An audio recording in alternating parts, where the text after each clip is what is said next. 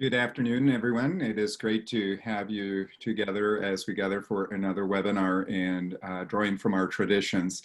We are living through an unprecedented and often disorienting time, and it is really the best time for us to really be grounded in the way that our communities have historically understood themselves in the world.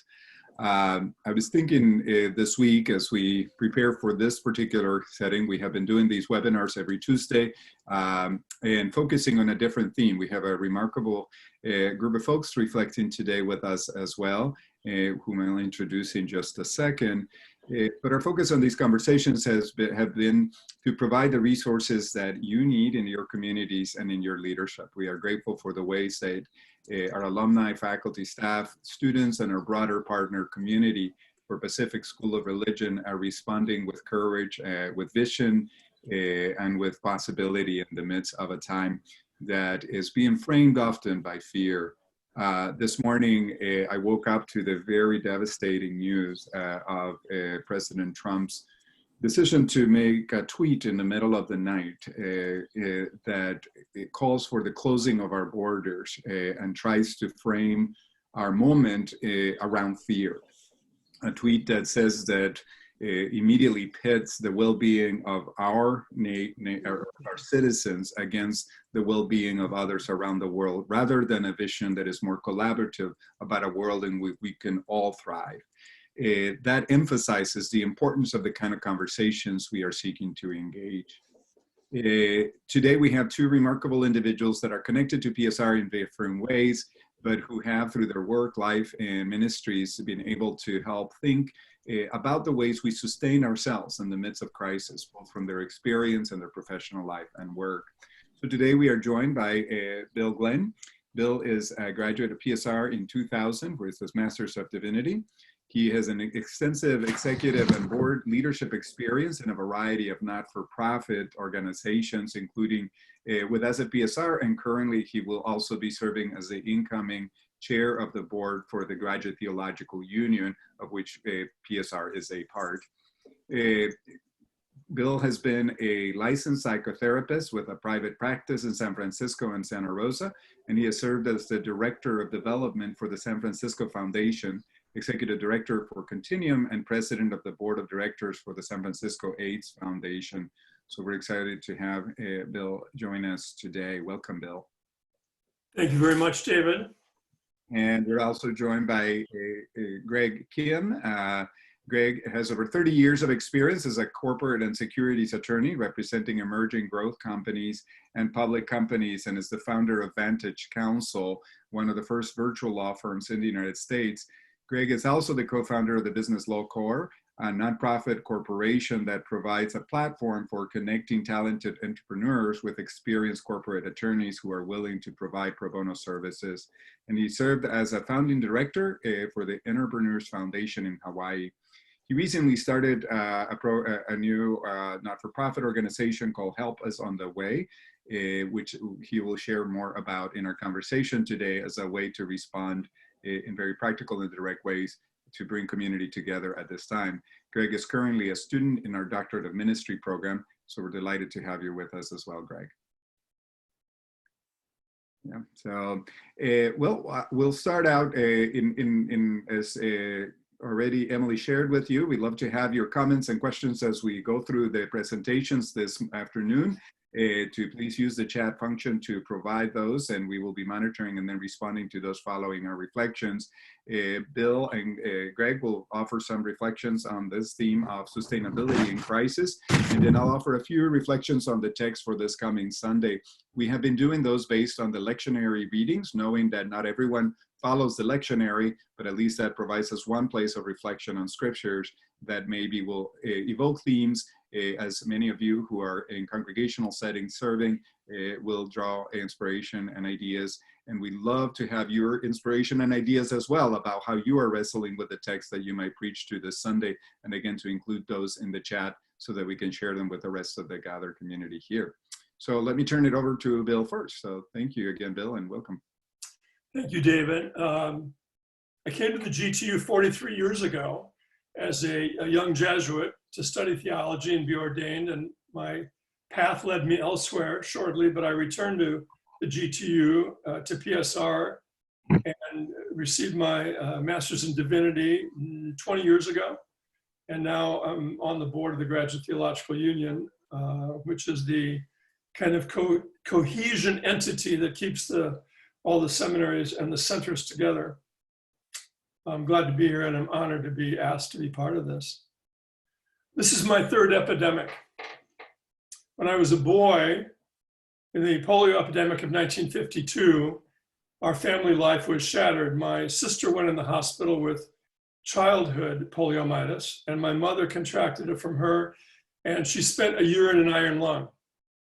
She was the first woman in the United States to give birth in an iron lung, and while she had a good and long life, she was crippled from the age of 30 until her death at the age of 75.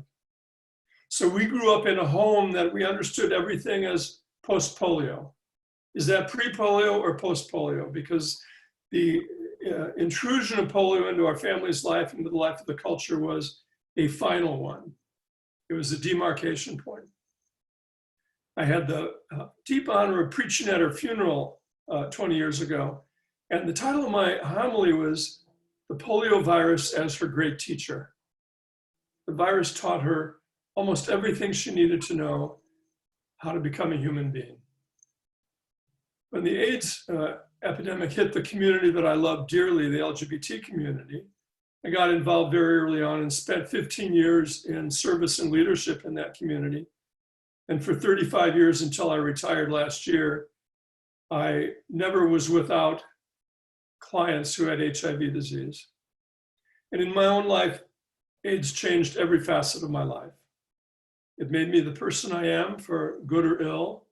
It taught me how to be a human being. It taught me empathy and patience. And now we're in this epidemic. I know that at some point in the not too distant future, we will talk about America and our personal lives as pre-COVID and after COVID. This is going to change the way we understand the world, ourselves, our place in it. And with this topic of sustainability, which is such a broad term, I came to understand the principle of sustainability for this and the other epidemics I've been involved in is grace. Grace abounds in intense suffering. And while some of us on this webinar today have not suffered intensely yet, the world is suffering, the community is suffering, people we love are suffering. So I think virus will be our great teacher also. I think COVID-19 will be that which continues to mature us and invite us into a relationship more deeply with the world. Sustainability affects the whole person, who affects the whole community, who affects the whole universe. The sustainable grace that comes from a virus that's dumb. The virus is dumb and infinitesimally small, but it contains, paradoxically, wisdom for us this day, I believe day 32 in the Bay Area of our sheltering in place. I want to acknowledge that I sense in life that there is a membrane connecting us and covering us, and it's a membrane of love. But it's been breached. And our work of sustainability is to repair the part of the membrane that we have access to. For many years, after I worked at PSR, I was involved in a prayer community, and I was asked to preach at this prayer community. And I developed what I called a shard theory of sacred scripture. I believe that from all the major religious traditions, if we found one shard from scripture, it would be enough to sustain us. So I picked out 4 shards today. From Matthew, blessed are the poor in spirit. We could build a religion on that. In fact, we're required to build a religion on that. From Jewish tradition, the 2 words tikkun olam, repairing the earth, that we're each required to do. There's a religion for us to build on those 2 words.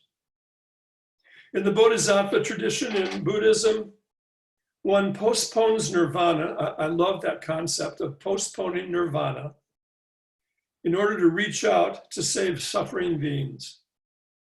It's the essence of Buddhism, and it's part of our instruction today. From the Quran. Has this seen the one who denies religion? That is the one who drives away the orphan and does not urge the feeding of the indigent. So woe unto the praying who are heedless of their prayers. Those who strive to be seen yet refuse small kindnesses. Like the Sermon on the Mount, it places the priority correctly in service of others before service of the self. And finally, from one of my teachers, Black Elk, the first piece, which is the most important, is that which comes within the souls of people when they realize their relationship, their oneness with the universe and all its powers, and when they realize that at the center of the universe dwells the Great Spirit. And this center is really everywhere. It is within each of us. These quotes are the heart of true religion, of true spirituality. And they all acknowledge that the divine, the presence of the divine is within us. It's within our hearts.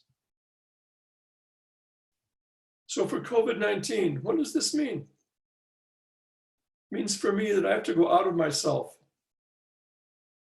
and serve those in need. I must become poor in spirit. I must repair the earth. I must cease believing in self-delusion. I must find the divine in the center of my heart. I have a friend, a cloistered contemplative nun in upstate New York, who I visited recently. She's 85, and I hadn't seen her in over 40 years. We had a really lovely reunion. And at the end of our several hours together, she said, "You know what your job is, Bill?" And I said, "No, Grace, I'm not quite sure." And she said, "Your job is to let love pour out of you in service to the world. That's all you have to do."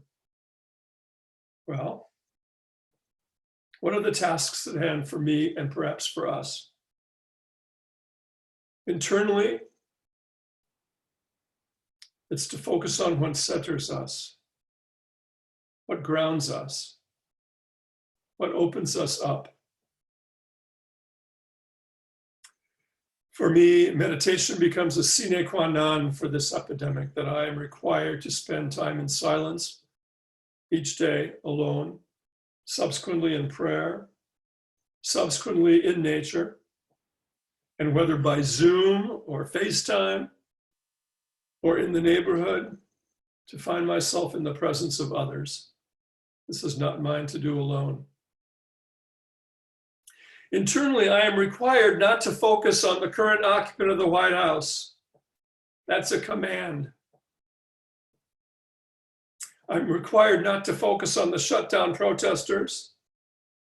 I'm required not to focus on the question, how long will this last? And I'm particularly not invited to focus on the question, what will the post-COVID world be like? Those are all a waste of my time. So today I'm asked to meditate. I think we're asked to do whatever form of internal, interior spirituality we're called to.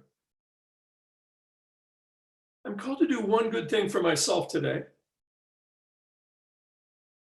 I'm called to do one good thing for someone in my wide circle today, as are we. And I'm really called today to go outside and be in nature, if that is possible. And externally.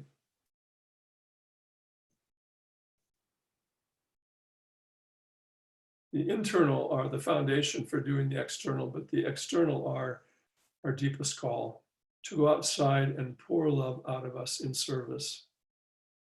I think if we're on this webinar, we have some awareness that we're loved. We know people are loving us.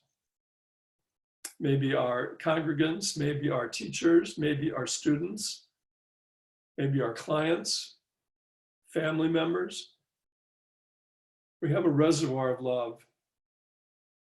So I suggest we go out and find one area, not 3, not 5, don't overwhelm, one area in which to pour out our love.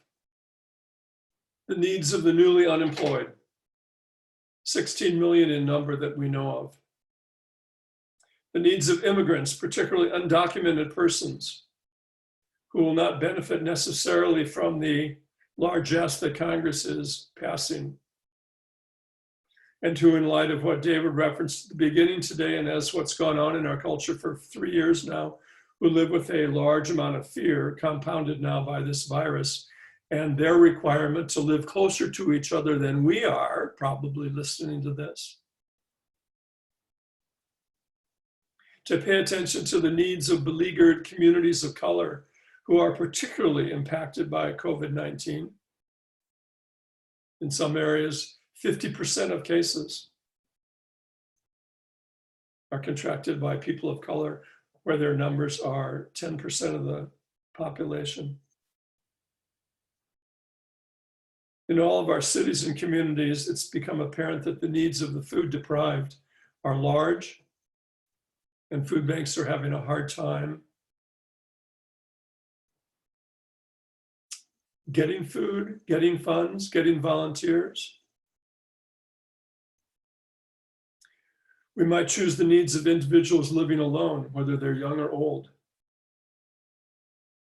They're particularly impacted by the sheltering in place.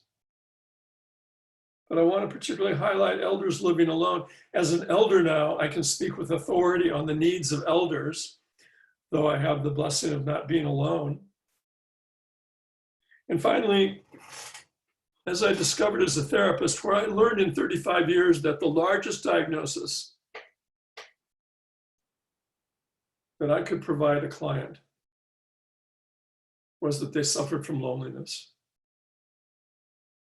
It's not in the DSM, it's not a recognized malady, but it's epidemic in our culture before COVID. I think we know this intuitively, we probably know this anecdotally, and this virus exacerbates the effects of loneliness, which lead to depression and disregard of the body. So choose one of these, but only choose one. Don't do 2 or 3. Don't thin yourself. What can you do from the confines of your home to sustain the world, to sustain the community, and ultimately, as our cosmologies offer us, to sustain the universe? What contact can you make? What contact can I make? Regardless of your means, how can you contribute from your purse to alleviate this suffering? I serve on the board of a family foundation in San Francisco, and we work to meet the needs of kids at risk from the ages of 0 to 21. We serve about 200 agencies a year with small grants. To an agency, our agencies are threatened with their very existence. They're not the big agencies, but they're ones that serve in neighborhoods, in discrete areas, discrete populations, trafficked girls, homeless kids. No matter what size of your purse has a role in addressing and healing this membrane, repairing the breach. If you are not in an at-risk group, you might be being invited to volunteer your time to sustain the world. And finally, I would say the invitation that we're receiving from this virus, because we have spacious time, most of us, is how to deepen our spiritual lives. What are we called to do right now, interiorly? What have we done that is worn? What have we done that no longer matches our deepest spiritual intuitions? What have we done alone that perhaps we're required or invited to do with others?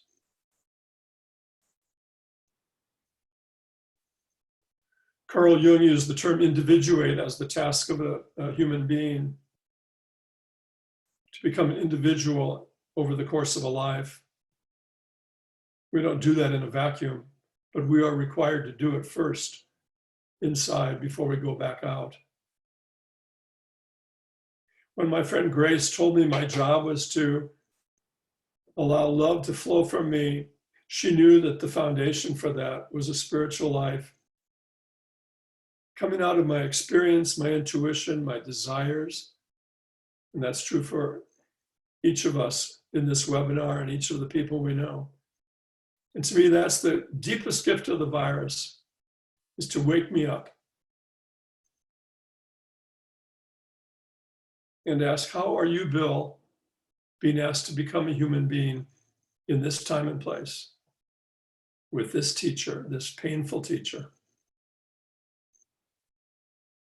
If I answer that, even in part, I'll be doing my part to sustain the world, to repair the breach. Tikkun Olam.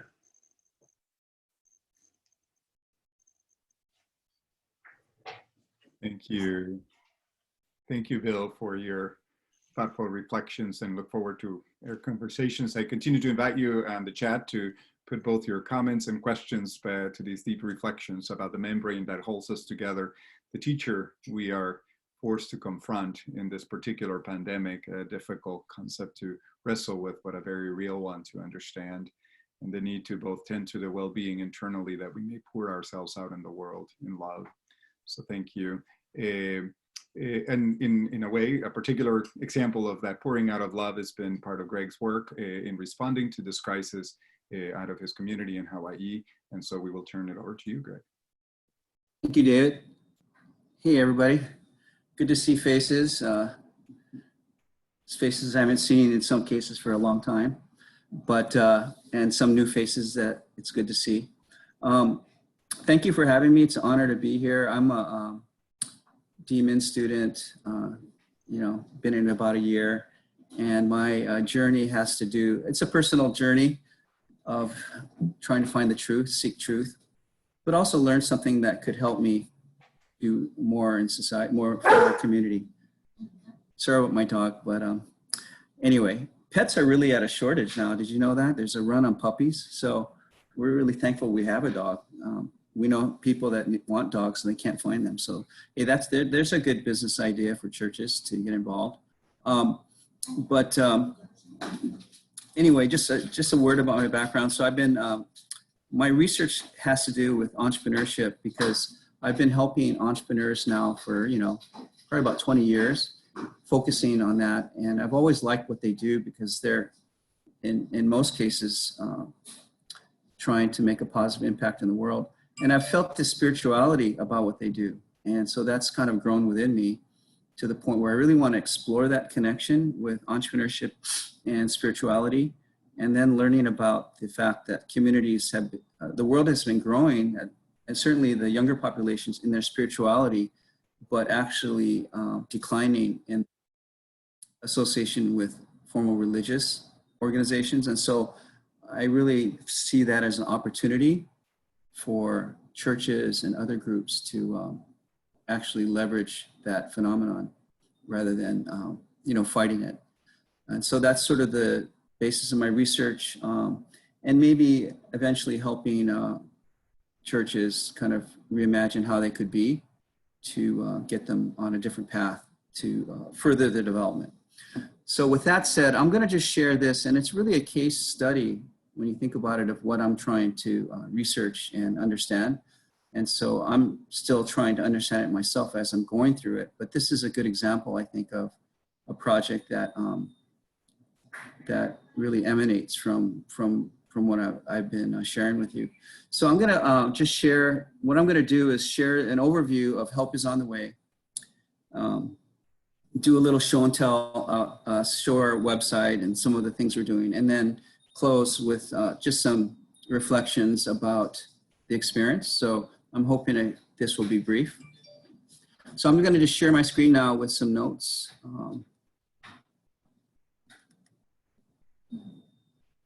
So I just have 2 slides, And I violate my own rules of presentation. I'm sure Mark Jacobson, as a venture capitalist, knows this. You know, you're not supposed to make people read slides, but I didn't have a whole lot of time to polish it. So anyway, it's more of an outline. So we started this 4 weeks ago. And the idea was, I was just tired of seeing on social media people posting about kupuna, that's the word for senior citizens in Hawaii, kupuna, not being able to shop, not being able to, when they get to stores, the shelves are empty, and, you know, isn't that horrible? And the problem with social media is that people just complain a lot. So I finally started telling my friends who are posting this, why don't you do something? You know, form a group and go shop for them, like, you know. And they didn't respond. And so I just decided, well, I'm going to do that myself then. And so a group of friends and I just launched the thing on March 23rd. Actually, we put up a Facebook group, quickly grew to 50 people. And then within a week, we had 200 volunteers sign up. And so, you know, that's kind of a good sign for any kind of movement, certainly entrepreneurial movement, whether it's for-profit or nonprofit. That's the kind of reaction you want. We're really simple. And when you do an entrepreneurial venture, you need to keep things simple. You've heard the term, keep it simple, stupid.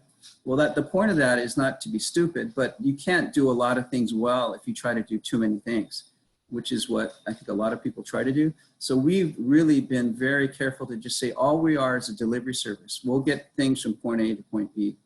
We don't do the shopping. We don't do the handle money. And so, you know, that's a very simple message. In execution, it's not so simple because seniors call up and we need to help them do the shopping in a way, because we refer them to grocery stores that will take online or phone orders, and then we'll go pick it up for them. By the way, we deliver more than food. We deliver medicine. I delivered urine samples. I went to the bank to get quarters for somebody. We're delivering eyeglasses today. So anything that will keep people safely at home, that's really our mantra. So you'll see here the list of people that we serve, not just seniors, but anyone that needs to stay home and should stay home. Our volunteer process is important. One thing we learned, and you know, it's all about doing and then learning, not planning.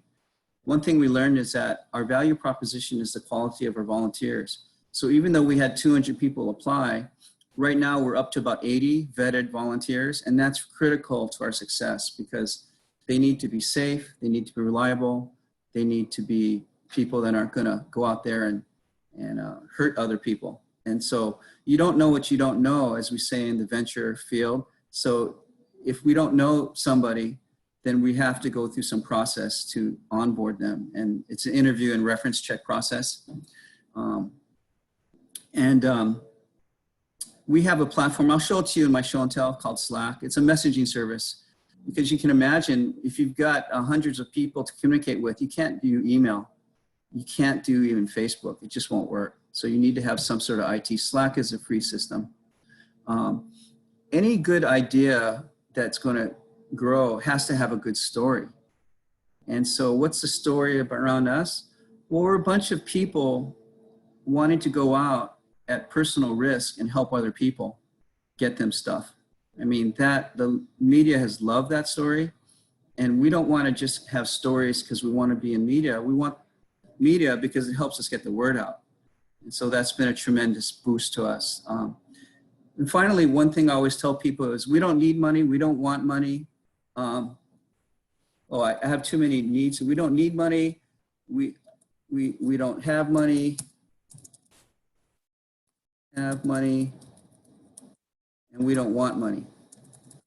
And that sort of resonated with people because most nonprofits need money, and I'm not saying that they shouldn't have money because, you know, they have staffs, but we're a 100% volunteer organization. And so actually people have been drawn to that. I think in some ways it might irritate my colleagues in other nonprofits for us to say this, but it's a fact about us, you know? And the fact that we don't need money helps us because the IRS can't tell us what to do. When you get a tax exemption from the IRS, you have to comply with their rules, meaning who do you serve? For us, we can serve anyone we want. We can do whatever vetting we feel necessary. In our experience, we just had a conversation this morning about it. How do we know the people asking for food? Because we do have access to some free food sources, really need it. And first of all, I'm assuming that most people are going to ask for free food if they have a way to buy food. It's sort of like the trust factor. Do you know Pierre Omidyar? He lives in Hawaii. He's from Hawaii. He launched eBay. He said the #1 idea that launched eBay was not technology. It's the fact, his belief that you could trust people over the internet. That is the value proposition of eBay. So similarly for us, we're going to trust people that they're not going to ask. But if I deliver a box to a really nice house in some ritzy part of town, that might be the last time I do that for them. So, you know, fool me once, shame on you, right? Fool me twice, shame on me. So I have never encountered yet a situation where that's been a problem. I'm going to switch over right now to our website just for a real quick show and tell. If I can find it here. Okay, here we go. So like I said, you know, we've gotten a lot of, these are actually 4 of the other co-founders. We have 6 co-founders, and we're delivering meals here from West Oahu, which is more of a poor part of Hawaii. And we're collaborating with Malama Meals, which provides 7,000 meals a day to people, but they don't have a delivery service. And so we're sort of partnering with them. And we've got a lot of media coverage here. And like I said, it's not to get famous, it's really to get the word out. I'll just show you a few things on our website. This is our homepage. You know, simple, these are the leaders. And let's see, what other things should I show you here? We have a volunteer screening process. So not only do we check them for, you know, the character of the person, but we want them to be safe. So we have all these safety protocols, which is really important for us to do and to say that we do, because people need to be safe out there.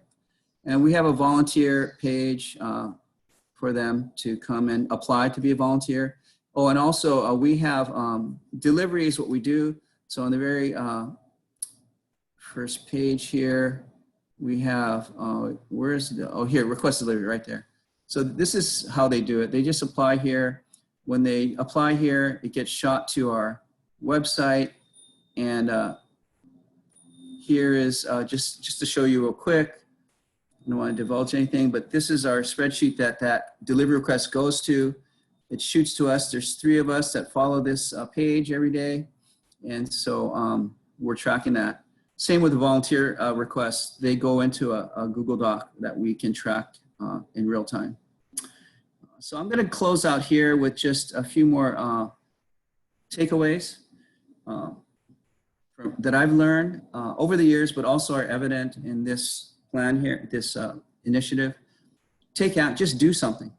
You know, if you see the kernel of an idea out there, you're going to learn more by doing something than by thinking about it all day. We actually there are other nonprofits trying to do similar things here, and I noticed that they're kind of paralyzed with the need to plan. I'll give you a quick example. I'm a lawyer, right? But we launched this before having any liability provisions anywhere. Why? Because I don't really care. You know, we need to help people, and if they're going to sue me, then so be it. You know, I think we would probably have a good case because, for example, if a volunteer got sick on a delivery and they said, oh, I didn't know I could get the virus. I'm like, hey, where you been, man? You know, that doesn't seem right, you know? So now we have caught up with a volunteer pledge form, but that wasn't my first action, is to protect my liability. You know, entrepreneurship involves risk. And I think probably there's a lot of scriptural basis for taking risks to help the downtrodden. Be willing to look stupid. You know, I've never done a delivery service. I don't know how to do it. I don't know what goes into it. It's out of my comfort zone. But in my experience, when you get out of your comfort zone, that's sometimes the most valuable things in life to do. All we did was we matched an opportunity, a resource, people staying at home with nothing to do, and a need. People need to stay home. So we're just matching that up. It's like eHarmony, except for COVID. Iterate, you know, no good idea ends where it started. So the trick is to start and then change as you go. And I can give you numerous examples of how we've had to do that. And build a community within your organization. You know, I think finding volunteers one at a time is really the way to go, rather than having a social network of people. that is loosely connected. And here in Hawaii, that hasn't been that successful. If you try to build this around Facebook, that's going to be tough, but we're building it. We're like a company. It's like hiring employees, right? You're not going to just launch in 100 people. And now people are looking for meaning in life. I think generally that's my thesis, is that spirituality is on the rise, and there's an opportunity to leverage that. But even more so now with this, it's happening. And then just coincidentally, I watched the movie Pearl Harbor, and the Commander Doolittle in the movie version said, "There's nothing like the heart of a volunteer." And he was talking about the people that stepped forward to fly the bomber mission to basically bomb Tokyo as a response to Pearl Harbor, and his point was, these are the best men that he could find because they all wanted to be there. And that's true, I think, of any volunteer organization.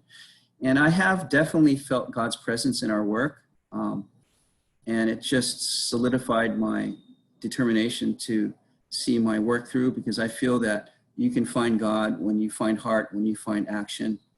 And finally, have fun. That's an entrepreneurial principle. You got to have fun, especially when you're dealing with volunteers. And we're definitely having meaning, but I think we're also trying to have fun at it as well. So with that, I'm going to turn it back over, I think, to David. Thank you, Greg, and thank you, Bill, again for thoughtful reflections on this and particular directions and actions, and look forward to our conversation together. Let me just offer a few words of reflection on the texts that come for the Sunday's readings as part of a little bit of a context for what we have already heard and shared with one another. I want to invite you again to use the feature of on your the bottom of your screen for chat to offer thoughts, reflections, or questions about this. The two texts that I want to focus on are for this Sunday's reading are on the text as well on the chat. Psalm 116, verses 1 through 4 and 12 through 19 is one of the readings for this Sunday. Another reading for this Sunday in the lectionary is Luke 24, 13 through 35. And I'll just offer a little bit of reflections on both of those. For the Psalm text, first, some of you may have seen the movie Fried Green Tomatoes. This goes back a little bit, but there's a scene there where there is a death of one of the main characters in the movie, where they go through the house and enact one of the traditions in the southern United States to cover the clocks at the moment of death as a way to represent very powerfully in the movie, and I think in this tradition, of the fact that time stops at the point of the death of a person in our lives. That is certainly the experience that I think Bill articulated in terms of the impact of pandemics in our lives, something that becomes a watershed moment of what happened before and after an episode that is so altering for us. Psalm 116 articulates beautifully and powerfully the sense of the deep sense of loss that we are experiencing right now. We are surrounded in this moment, understandably, by fear, in part because of the presence of death that is stoking at our doors. And even anyone that we might see that we are close to can become a threat to us in some ways. And so we're dealing as humans with this very deep, deep sense of fear. The Psalm in 116 verse 15 says, "Precious in the sight of the Lord is the death of the faithful one." So part of what we have an opportunity to do as communities of faith is to acknowledge the preciousness of the lives that are being lost in the midst of this pandemic. We are seeing elements of that captured in news articles that may reflect on the individuals who are dying in the midst of this situation. And the difficulty is that we do not have an opportunity as communities to gather to mark those deaths. However, we have an opportunity to mark it in a much broader sense about how a large, the impact of something like this on all of us as a community. In that image from Fried Green Tomatoes of the stopping of the clock or the covering of a clock, what resonated for me in reading the Psalm as well is the sense of the way that humans have, at times of death, at times of loss, been able to move beyond, enter a different time zone, which I think many of us feel that we are in the middle of, in which we're not necessarily measuring life by the clock as we are by the seasons. It's been a while since I've paid this much attention to spring, because of the way in which we are having to live in isolation, the way that spring is really, to me, I think, and for many I'm in conversation with, it seems like spring has entered with such vitality into this world, in part perhaps because of the nature's own ability to heal as our own activity as humans is reduced. So there is both this tension of life and death in the midst of it. In Psalm 116, we are invited both to acknowledge the death that is happening at the beginning of the psalm. There is powerful words that can be used powerfully within a litany. The snares of death, says verse 3, encompassed me. The pangs of Sheol laid hold of me. I suffered distress and anguish. So there is a naming of the moment that stops our lives, the watershed moment, but there is also the recognition that in that stopping, we might be able to notice a different way of being in the world, a different way of orienting ourselves. We are in the middle of the way that our ancient communities marked and looked at time differently, not by the clock, but by the seasons.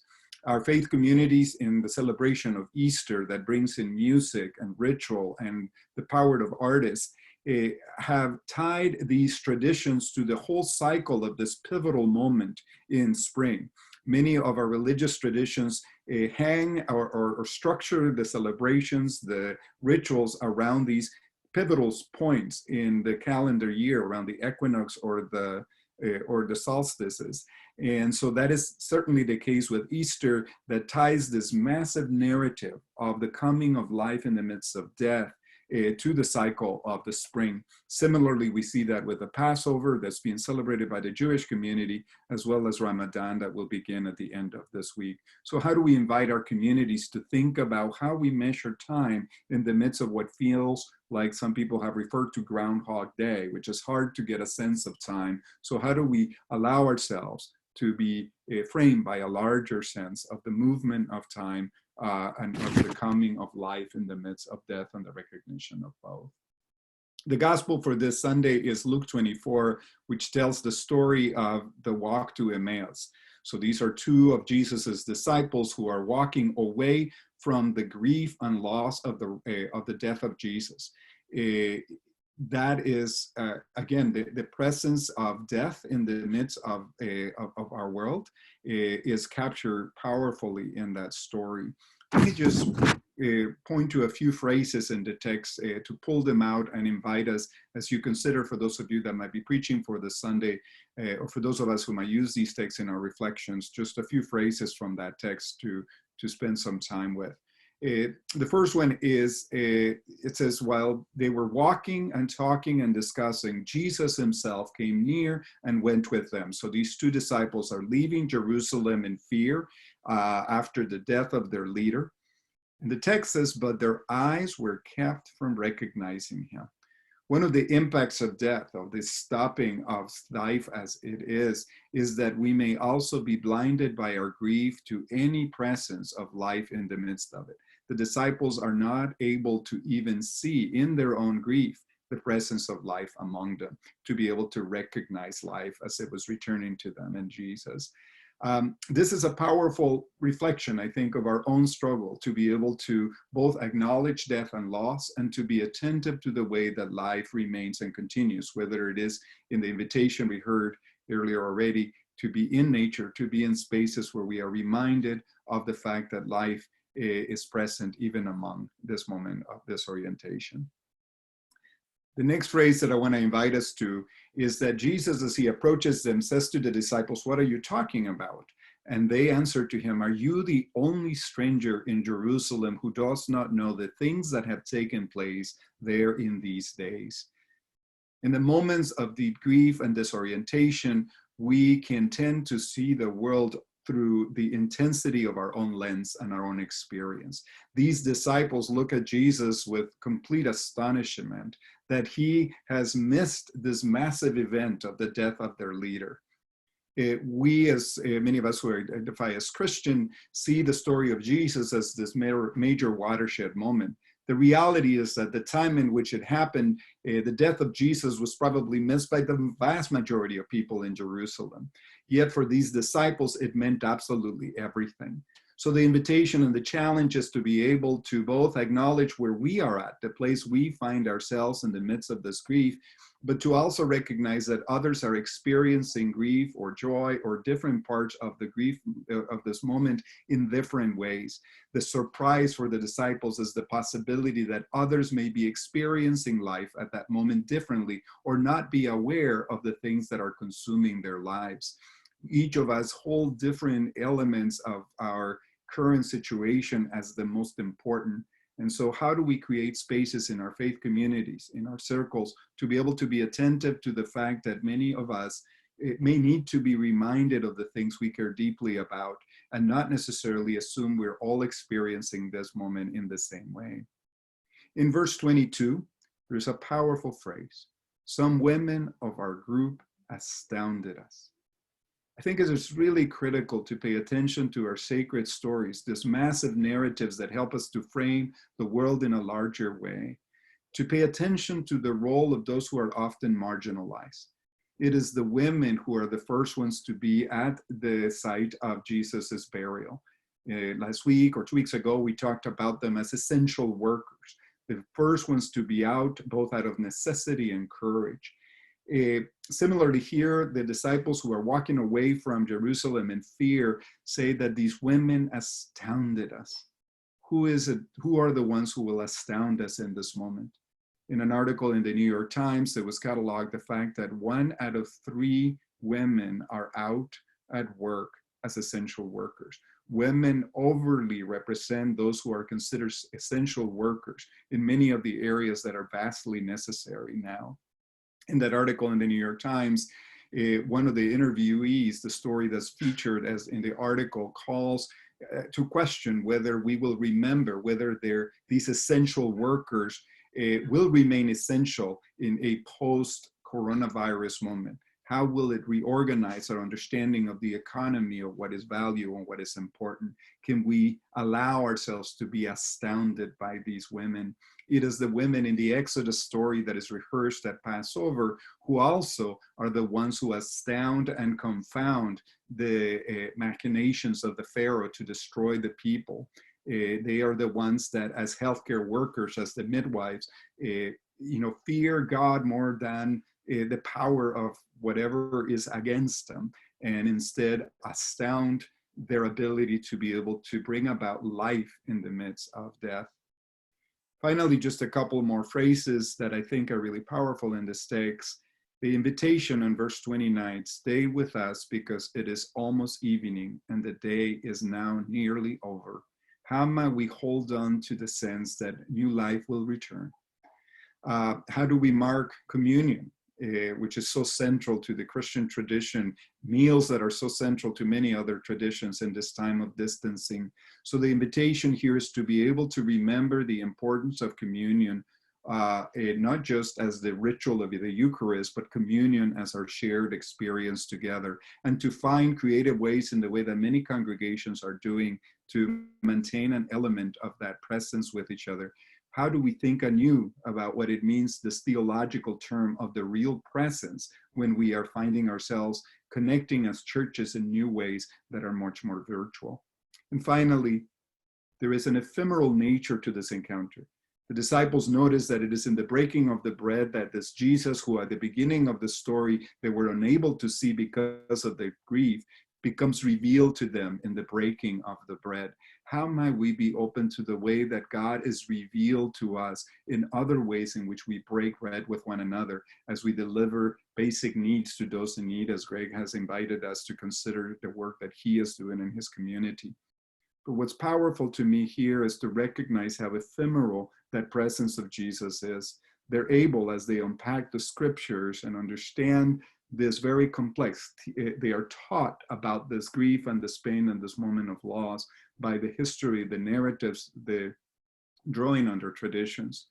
But their understanding remains very ephemeral. The moment they just barely glimpse Jesus, he disappears from within them. That is the openness to be, to hold this moment, as well as our knowledge and understanding of God with that level of tenderness. that may be what Greg is referring to in terms of being willing to recognize that there is risk in everything we do. There may be something in this text that invites us to that entrepreneurial spirit that said, do not wait until it's perfect, because the ephemeral moment, the response of that moment may be what we are able to offer. And God is somehow present in that moment, as well as in a larger one that may be more sustainable in the long term.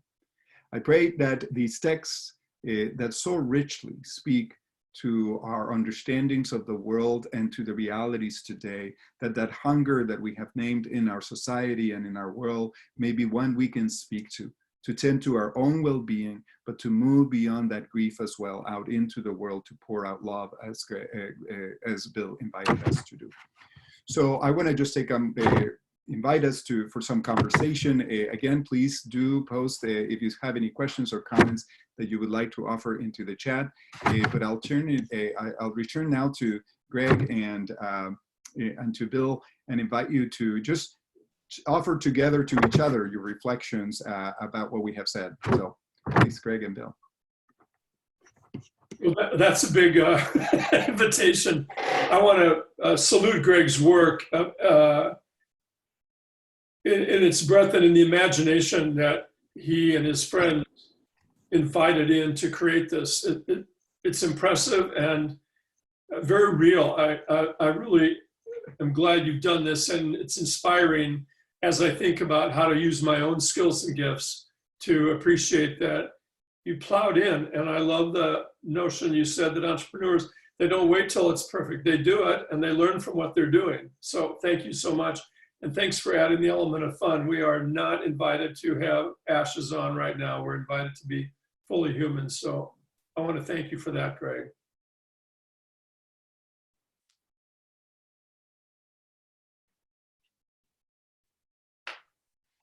One moment while I fix your mic, Gregory. Ready. Oh, well, Emily, yeah, I guess you're controlling me. So no, thank you, Bill. I appreciate your words of wisdom and inspiration, because I haven't been able to go to church recently. So I feel like I'm getting my full dose here. Because I think you need both. You need the inside and the outside. I guess a couple of thoughts occurred to me, and I don't know where this is going to go, but one is David mentioned that we need to be empathetic, basically, that we have our own filters on. And I really find that to be the case now, because it's a weird crisis, because you got basically death and destruction out there in the community, because we're delivering it to people and things to people, and you can just see it. And yet people are posting on social media about what a great time they're having.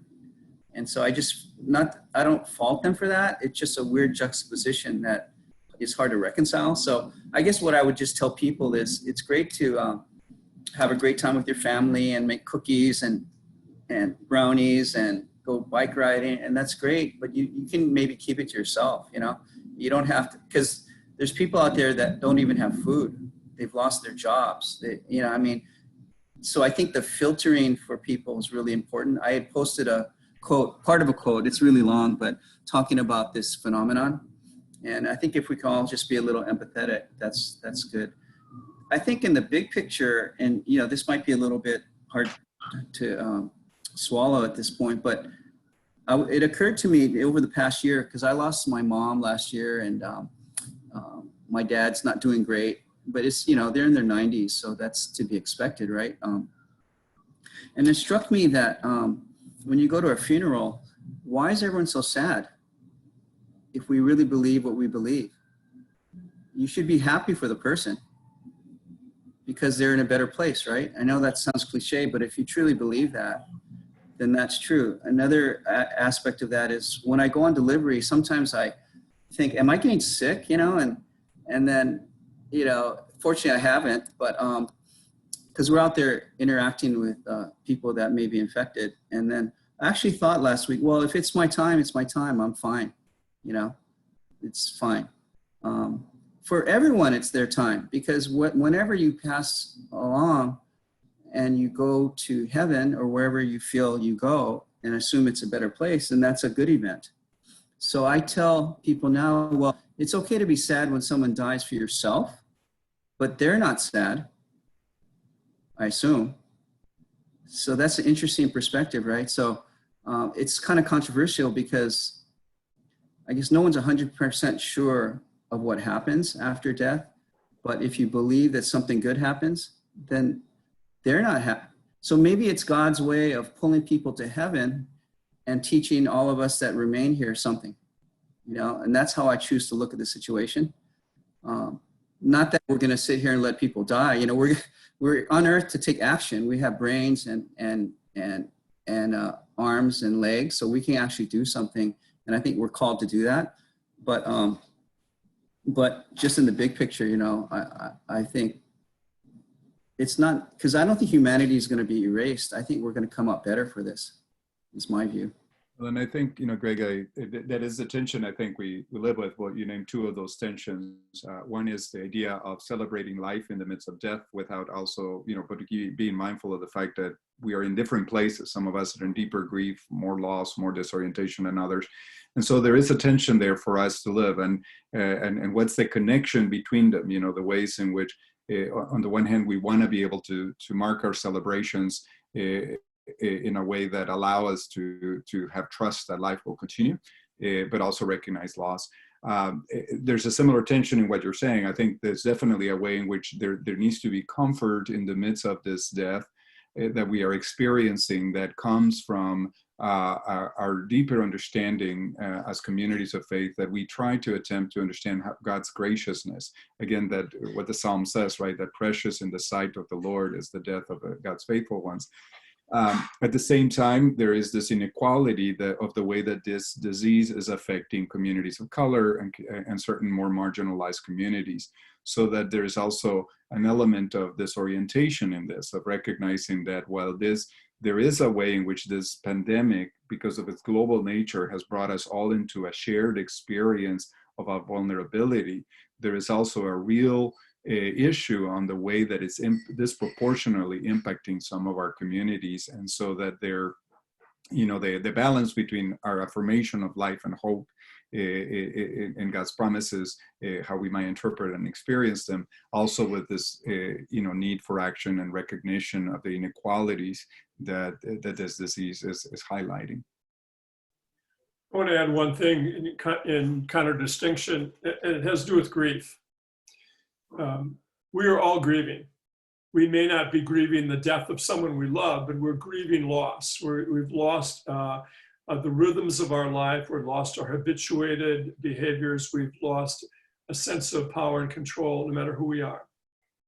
And it happens in events like epidemics. It happened profoundly during the AIDS epidemic. Many people left the Bay Area because the loss was too great to sustain. And my own encouragement would be in a time like this, especially if we're alone, is to be in touch with our grief, not depress it, repress it, deny it, compartmentalize it. And to the degree you're able, cry. I've come to believe in my life that all our tears, with the exception of crocodile tears, all our tears are gifts. They're all given to us to cleanse us.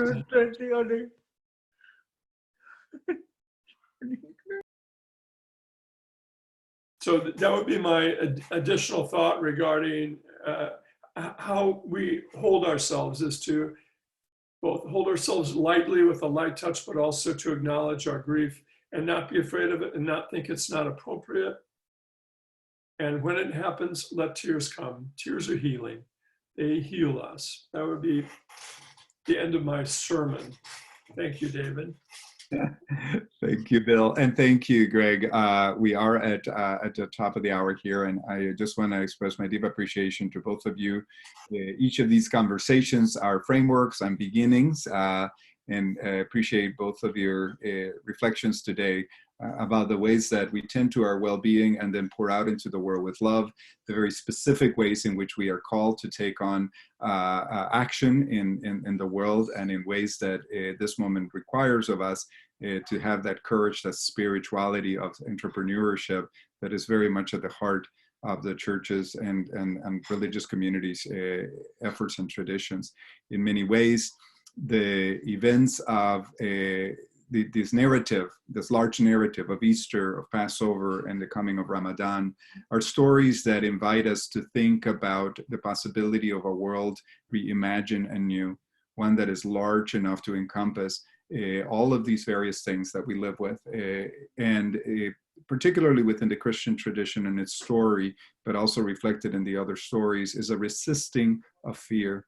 So the acknowledgement of our grief, the space for that, but also to think about how we build and imagine the world in a way that isn't guided primarily by the fears that are evoked in us of the other.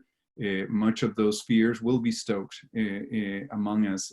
And the more that we don't tend to our own grief and our own disorientation, as Bill has just encouraged us, I think the more that we will act from that place of threat and fear for ourselves. So thank you both for inspirational words and for bringing us together, for participating in this conversation today. Thank you to all of you who have been attentive to this hour conversation. We will be together again next week at 1 o'clock. I hope you will join us.